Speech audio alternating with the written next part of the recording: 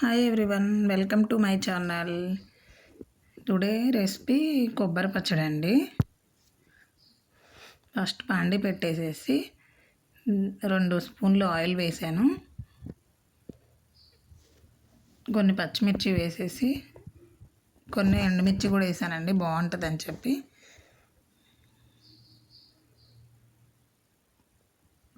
దాంట్లోనే కొంచెం జీలకర్ర, కొబ్బరి వేసేసాను.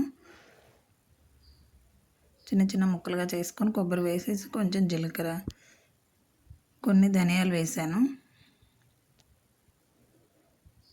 వెల్లుల్లి.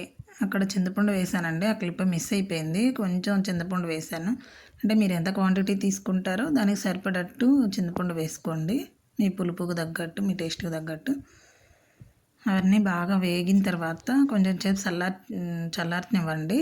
తర్వాత మిక్సీ జార్ తీసుకొని మిక్సీలో వేసేసి బాగా గ్రైండ్ చేయండి. బాగా అంటే మెత్తగా చేయకండి, కొంచెం బరకగా ఉండేటట్లే చేసుకోండి, బాగుంటుంది.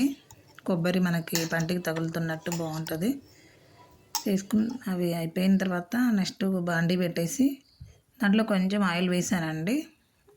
తాలింపు గింజలు, కొన్ని కరివేపాకు రెమ్మలు, ఒక చిటికెడు పసుపు,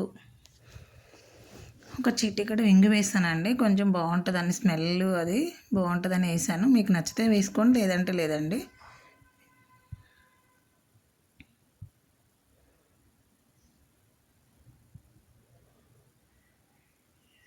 తాలింపు వేగాక మనం ముందుగా గ్రైండ్ చేసి పెట్టుకున్న కొబ్బరి చట్నీని వేసేసి బాగా వేగనివ్వండి.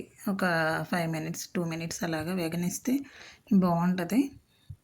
ఈ రెసిపీ కనుక మీకు నచ్చినట్లయితే please like, share and comment అండి. సబ్స్క్రైబ్. Thank you everyone. మర్చిపోకుండా షేర్ చేయండి, లైక్ చేయండి, సబ్స్క్రైబ్ చేయండి. Thank you everyone.